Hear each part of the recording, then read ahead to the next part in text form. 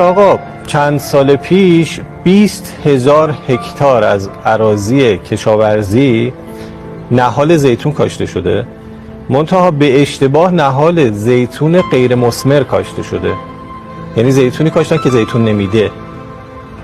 بعد که آقای اجرایی هم اونجا خیلی تعجب میکنه و این پرونده رو در حقیقت وزارت جهاد باز میکنه که بررسی بشه چطور ممکنه همچین اتفاقی بیفته.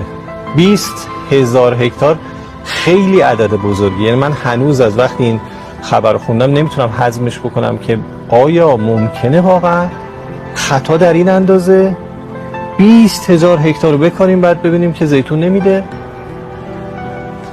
اولی که ببینید واقعا میشود یک مدیر و یک ناظر و یک مجموعه تا چه اندازه وضع ذهنیش خراب باشه دیگه. یعنی تا کجا وزیر جهادکشاورزی